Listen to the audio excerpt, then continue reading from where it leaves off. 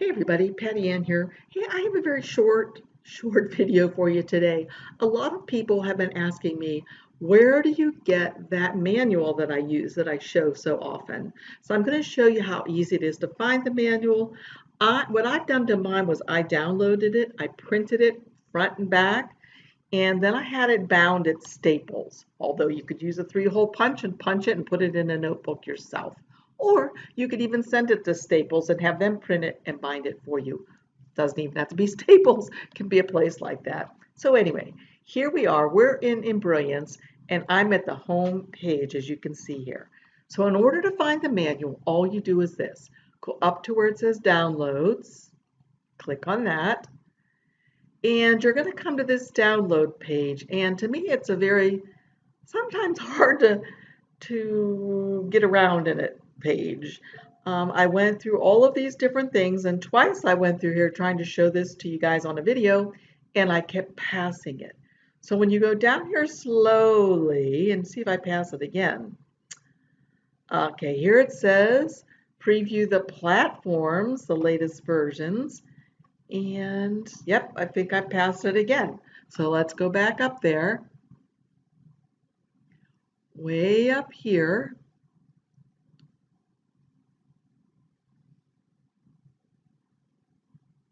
Okay, here we go.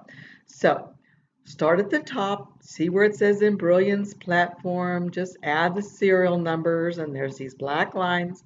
Go down below that, right here, kind of hidden in my opinion, it says manuals and online help. That's all you guys need.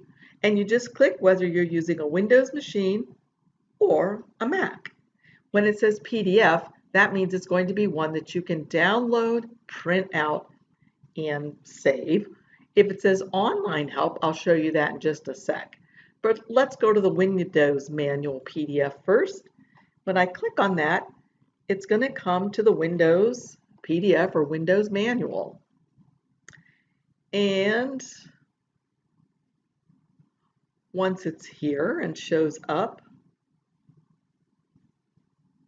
there we go.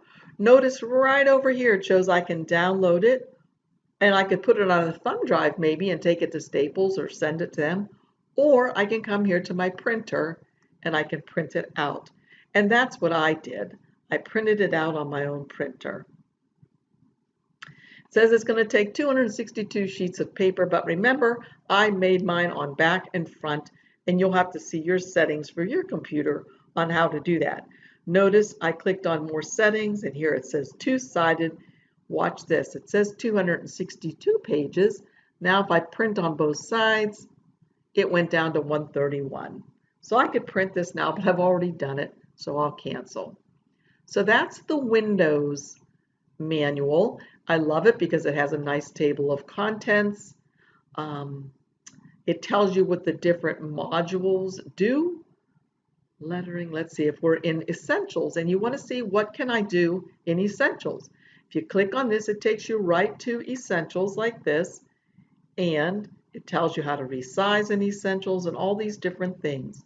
Now, as I said, you can do this on the online manual as well, but I just like having something in my hand that I can write notes in if I want to.